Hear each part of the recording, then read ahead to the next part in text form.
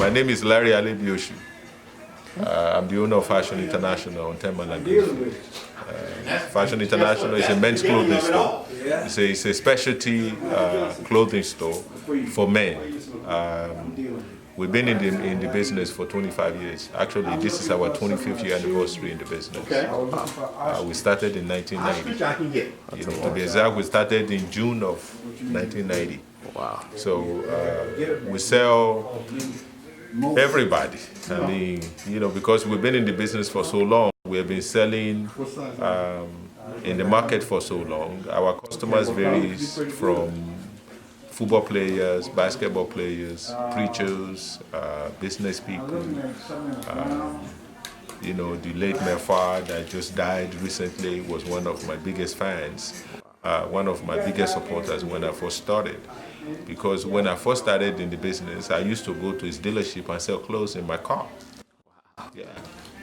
And I remember going over to his office and asking him how I can increase my sales. And he said, Larry, why don't you come over to my dealership and on payday and just park your truck in the mechanic shop, and I tell my guys to come and buy suits from you. So that's how I build my client base, gradually. So we did that for a long time, and then eventually we started selling Barry Sanders from the Detroit Lions, and Barry became a spokesperson for Fashion International back in the 90s. And he was doing, I was the only store that Barry Sanders was doing television commercials for.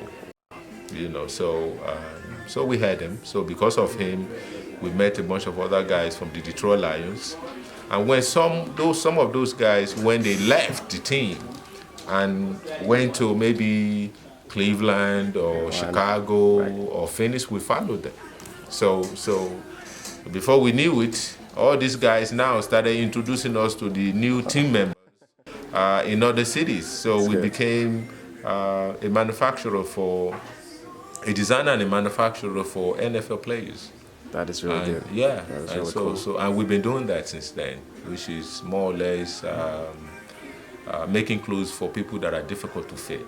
That is our niche. Even though you come in, you see our store, we have merchandise for everybody, but we have a specialty merchandise for people that are difficult to fit. So it's more or less for anybody really that wants something that is special, or somebody that can go to the store but can't find what they're looking for. Sure. So they come to us and we fit them and we make for them exactly what they want. So I have a retail shop and I have a manufacturing section where you select the fabric, we take your measurement, and we make you exactly what you want and how you want it. So we can design for you, we can create for you, we can manufacture for you exactly what you want. We have a tailor shop in the back where we do all our manufacturing, all our designing and sewing and all that stuff. Okay. But on the floor here, what you see is for the customer that comes in and they want to buy something that they want to wear right away. So that's our retail side. Our wholesale and manufacturing and design side is where you have fabrics like what we have in the back here, where you can pick fabrics from all these books right here. Oh wow. These are fabric books that allows you to, to pick what you want. These are all fabric books like this. See? So you can select what you want, the color that you want, the style that you want, and we actually make it for you. Make it for them. Yeah, so perfect. We have suits, we have shirts, basically pretty much everything. We do coats, leather, everything, more or less. Then we have shoes. Besides selling shoes in the store, we make shoes also.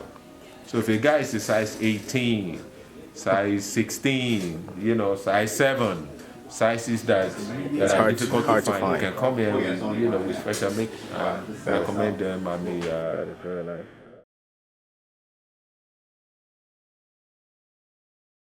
Well, it's interesting because I went back to Nigeria in 2010 and was trying to see Because once you hit a particular age in America, I don't know, some people, they come here and they want to come and die here.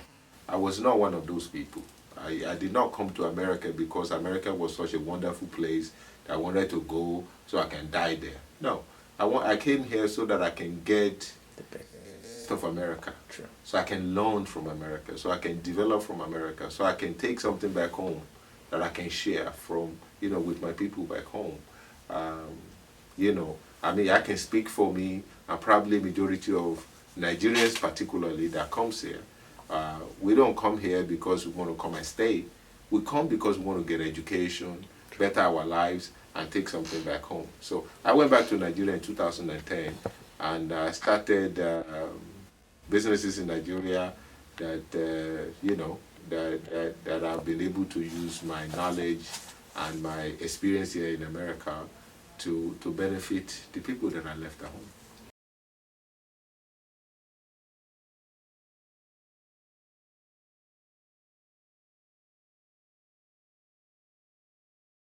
Like I said, when you have discipline and you're determined to do something, there's nobody that can take you from what you want to do once you have those things. So it's very difficult. It's not easy.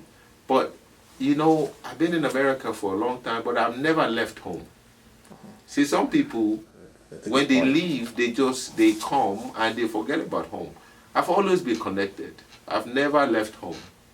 And also, I've been fortunate enough that coming to America, I really got into America. I didn't, I wasn't thinking about not going full force. So I gave it 100% here. And I'm giving it 100% at home. So because I've given it so much time here, so America is more or less running itself now. Got it. Okay. You know what I mean? Yes. Because we've put the foundation in place. You have a process in place. We have a process, we have a foundation that is working. So and I have some very good people that work for me, excellent people that work for me. And because of that, we're able to keep this going in my absence.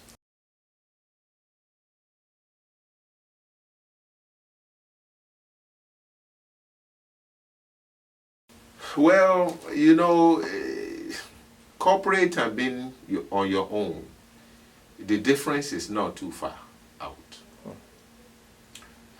Working for somebody else, of course, you don't get all the benefits of what you put in. So I encourage people to be on their own, because I've done it. And basically, you have challenges on both sides. You see, when you are working for somebody, you are guaranteed a paycheck. When you are working for yourself, you got to go get a paycheck. And there's no guarantee. There's no guarantee that you're going to get a paycheck. So the guarantee is not there. But the benefits of working for yourself outweigh any day, any paycheck that you can get from anybody. Because when you do it and you do it well, you get all the rewards. See, for me, the freedom to do what I do, the way that I want to do it, I get the greatest pleasure out of that. Great. Because if you come up with a good idea and it works, you get all the praises. If it doesn't work,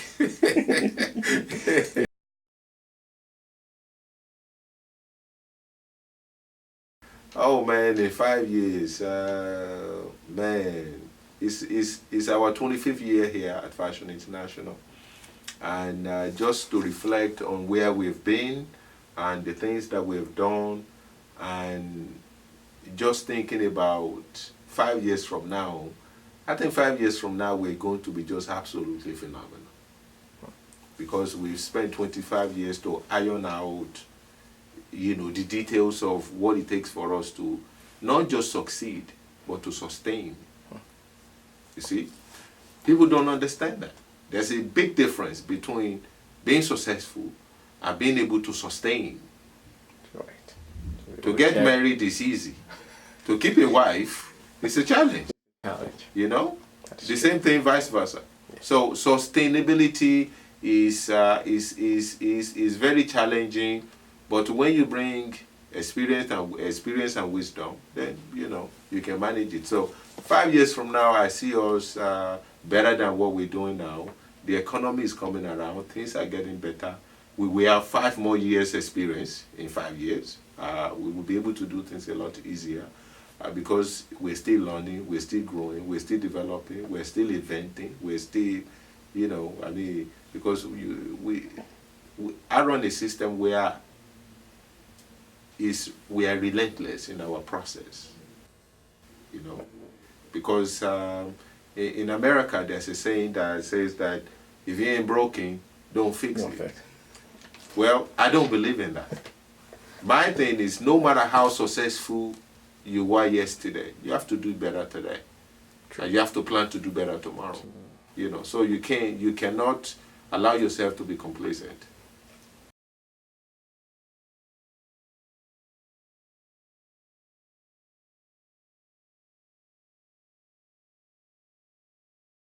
A very good question. You see, the businesses that I do in Nigeria, I do them with partnerships. Because it's very difficult to go there and start something from scratch. Anytime you're doing business anywhere, you have to babysit what you do. See, it's like a baby. You have to grow it. You have to grow it. You have to spend time with it. You have to nurse the baby for the baby to become anything. So business is just like that. So what I'm doing in Nigeria is the ventures that I'm involving in Nigeria is more or less getting partners from America, taking them to Nigeria to do what they've done in America for 50 years. Got it. Okay. 100 years. Let's go to Nigeria. I'm a Nigerian. I understand the terrain in the country. I understand the political. I understand everything that you need to do to be successful in Nigeria. So when I go to Nigeria, I'm giving them local knowledge. I'm giving them my international experience in America, which is similar to their experience here. Correct. And we just go home and duplicate what they've done here, just by combining my knowledge of the locals, and the resources to make it better. Right now, we're building golf courses. I build golf courses. Wow. Yeah. We build golf courses. We talk to establishments that could fund a golf course. We develop strategies for them on how they can develop real estate by building golf courses and then selling houses on the golf courses and stuff like that to increase the value of their real estate development.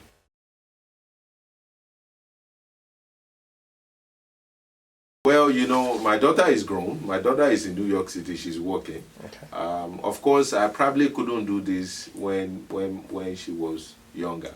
My wife is a very nice woman. She works for me at the store. She runs my business when I'm away. So we work every day together when I'm here. Of course, when I'm in Nigeria, when I go to Nigeria, I'm only there for between a week to 10 days, maximum 2 weeks. Okay. But I go every month. Every month. Every month. Every month. I've been to Nigeria this year now probably about 8 times already. And last year I went to Nigeria about 11 or 12 times. So I go every month. Yeah, so I'm either here or there. But when I'm here, I try to spend as much time as possible with my businesses here and my family and all that. Because that is important. You are not going to be successful if you don't have a good, strong family support. That's true. When you are worried about home, you are not going to perform well. You are able to do and perform to your best abilities when you have less worries at home.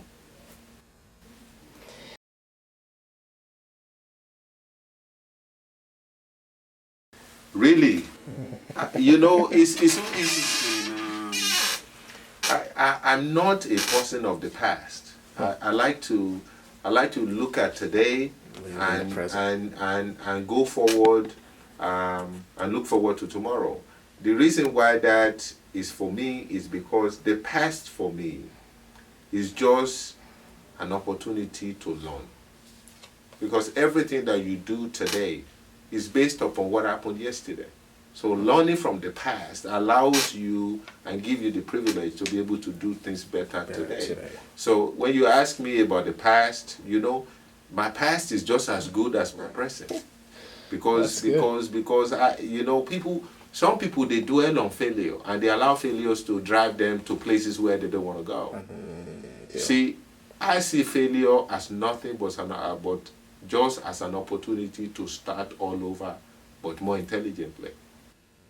You know what I mean? Yep. So the past is always good, no matter what it is, because you learn from it.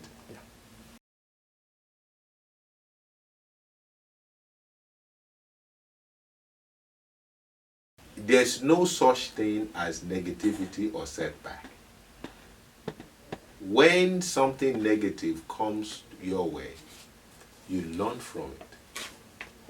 When a setback comes your way, it's because there was something that was a misstep at some point that causes that setback.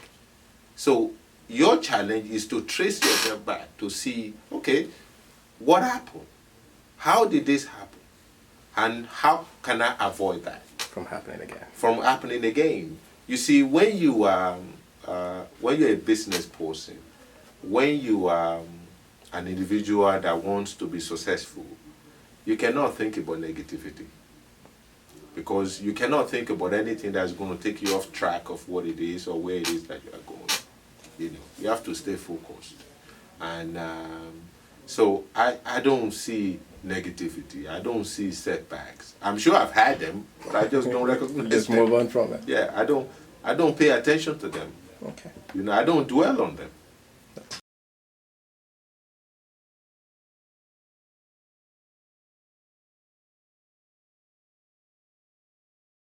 Everything. I mean, you have to be.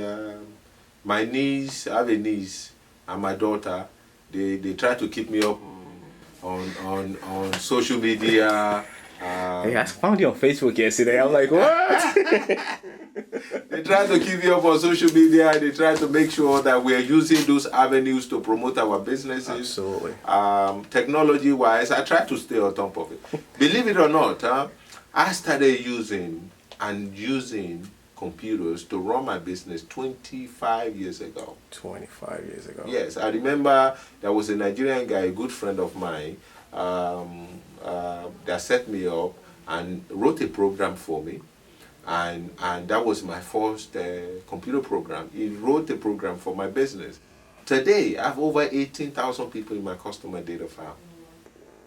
18,000. Over 18,000 people that we've collected through. So we've always collected data. We've always collected information because it's important.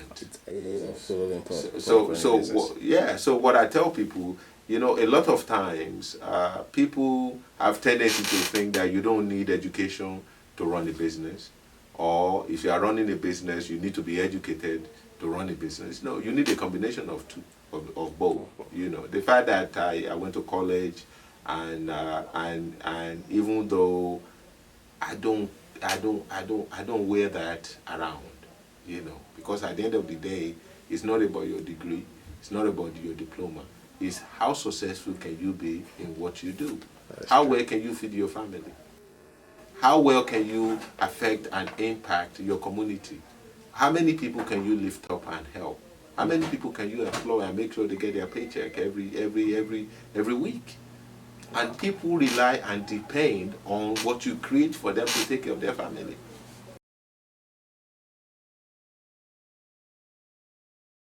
So I'm very spiritual. That's one thing. I wake up every day at 5 o'clock to pray. I pray regularly. You know, I'm constantly praying because if you are not, you see, to me, there are three things that you need to function and to function well. Number one is God. Okay. Number two is keeping yourself and your body together. See, I pray every morning. I wake up every day and pray. Then I go to the gym. I work out every day. Wow. I work out at least 5 days a week because you have to, you know. So you have to keep yourself in shape, you know, because it sharpens your mind.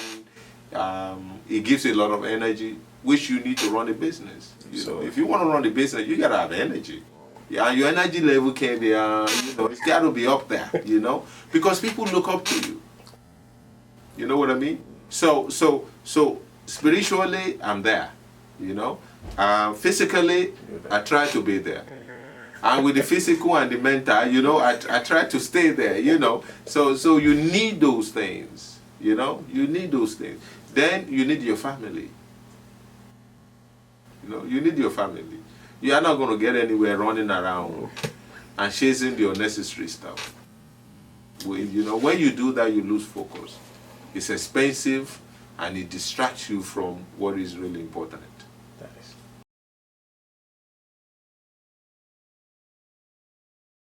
Because I'm on a mission. You know what I mean? I don't have too many bad habits. My worst habit is hard work. I like to work. I enjoy what I do. I'm having fun. When I wake up in the morning, I come to my office. I don't feel like I'm going to work.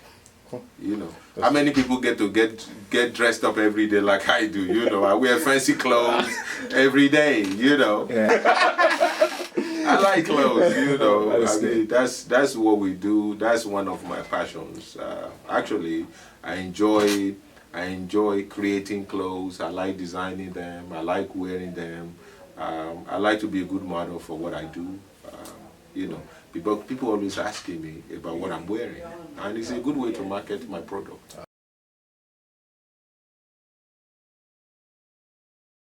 I don't do traditional clothes because it's too seasonal. See, we happen to be based in Michigan, and because we're in Michigan, we sell a lot of local people. Local people don't buy traditional African clothes in the wintertime. So if I get myself caught up in selling traditional African garments and stuff, what am I going to do when the temperature is 0 degrees outside? But in the summertime, we make some stuff from Nigeria. We make like linen shirts and, with embroideries, and we sell them here. But we are not selling them to be worn like how we wear them traditionally at home. Okay. We make them to wear with like pants, with jeans and stuff like that. Okay. That makes it works sense. out pretty good. Yep.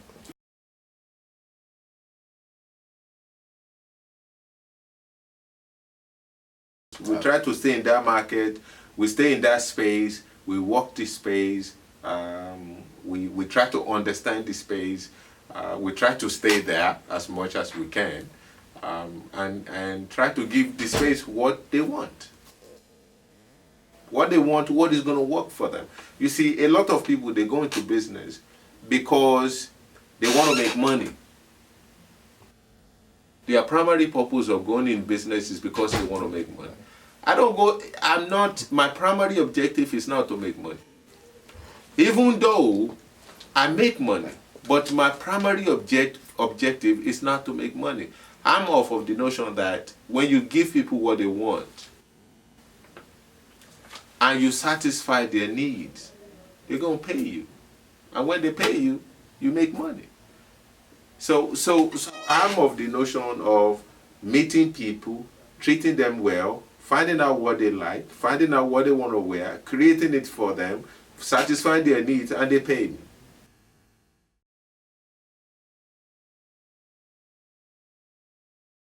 It doesn't matter what profession that you are in. If you're a doctor, you need patients. If you're a lawyer, you need clients. If you're a retailer, you need customers. If you're a government, you need citizens to pay taxes. At the end of the day, even if you're a doctor, lawyer, whatever it is you are, you need human beings. Absolutely. So the more you can develop human beings to become your friends, the more successful you can become.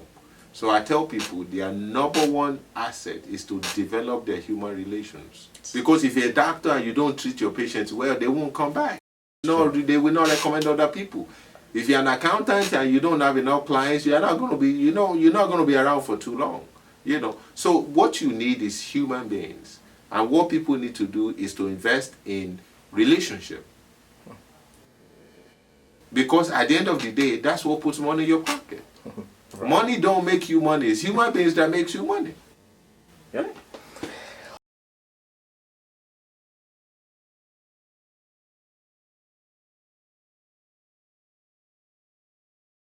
business? Somebody that is trying to get into this business, I will tell them that stay focused. Believe in yourself. See? Dream and dream big. Yeah. Don't dream and dream big. But don't just dream more. You have to polish your skills. You have to develop your skills. Because the world doesn't accept mediocrity today. The competition is out there. So if you're young and you aspire to be a fashion designer or whatever, you need to polish your skills. You need to understand what it is that you're trying to do, and you need to be as best, as good as you can be. And don't give up your dreams. Just stay focused. That is.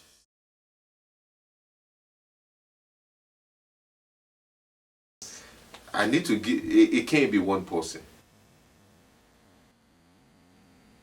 It cannot be one person because I'm influenced by so many people. I read a lot.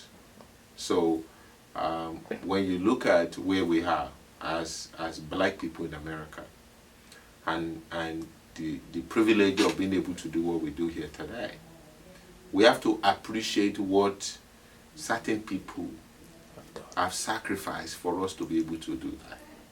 So, when you ask me who, I would say, look, Gandhi, Martin Luther King, Malcolm X, Obama.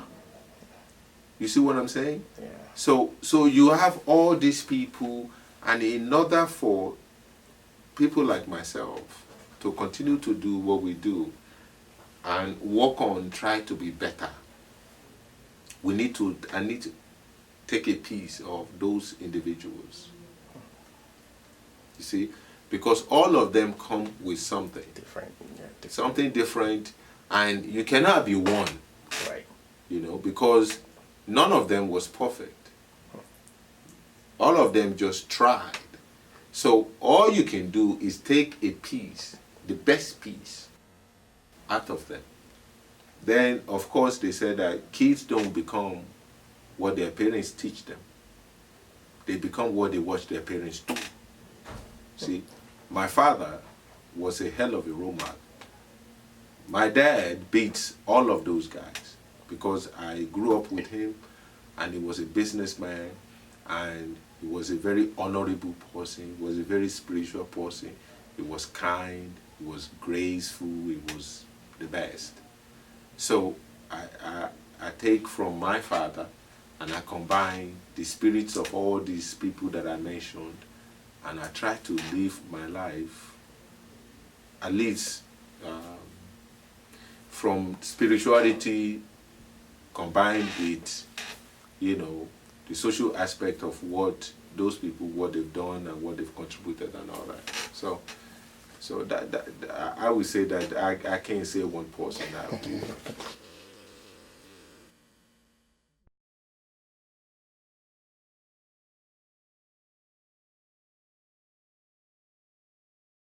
A long way to go.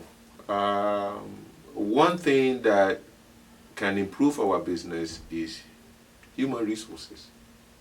It's always a challenge to get good people to work for you. You know, Labor is the most challenging thing that we face. You have a goal. It's difficult to find people that understands what your vision is. that's true. If you find two, if you find one, you need more than one. So you need two, you need three, you need four, you need five. And when you find them, it's difficult to have them motivated like you are. Because now they're dealing with so many different things that prevents them from being motivated. So you can teach people, you can train them, you can develop them. But it's difficult to teach somebody how to be motivated. You can teach them a trade, but you can't teach them how to be motivated.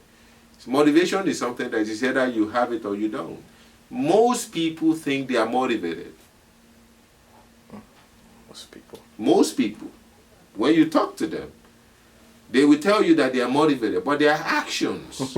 Don't speak for it. You see what I'm saying? You will discover that their definition of motivation and their actions are completely opposite. Because it's either they like the discipline, you know what I mean? Or they like the dedication, or they don't have the determination. You see what I'm saying? So there's a big difference between somebody who's an entrepreneur and somebody who's aspiring to be an entrepreneur and somebody who just want to work. See, you have people that just want to work. And you cannot make an entrepreneur out of somebody that just want to work. That's right. That is true. You know what I mean? Yep. So when you ask me the challenges of what we do, I would say that's one of them. It's being able to duplicate ourselves, being able to find people that are motivated, people that are determined, people that are disciplined, you know.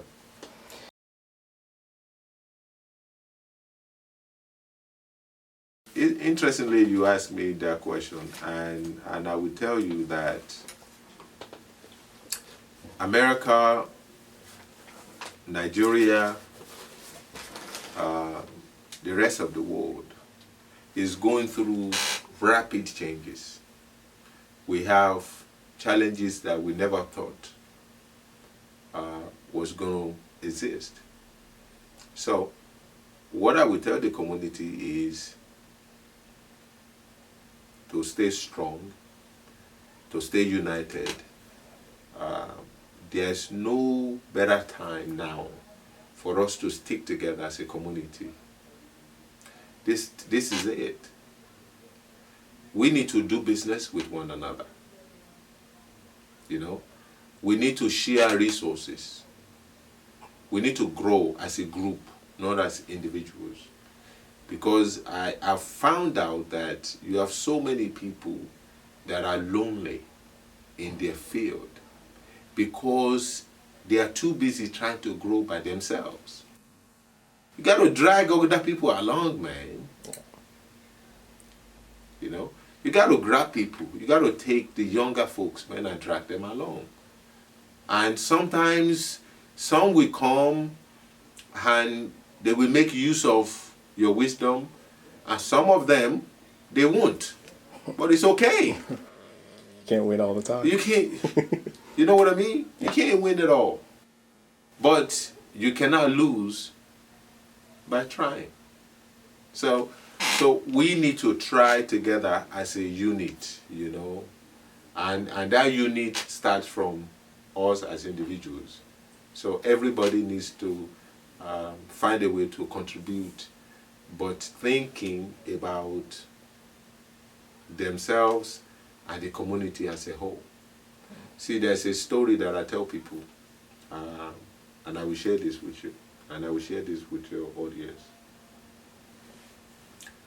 I have a daughter that is very fortunate because she's my kid. She went to great schools, went to the best schools, graduated from Ivy League, went to Cranbrook, you know, in Bloomfield Hills, did very well. She's my kid. She's privileged. But at the same time, I cannot marry my own kid.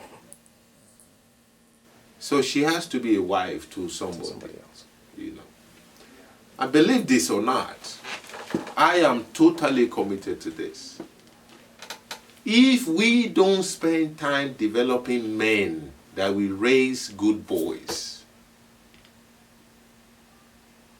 my grandchildren are going to be what? Because my daughter has to marry one of these men.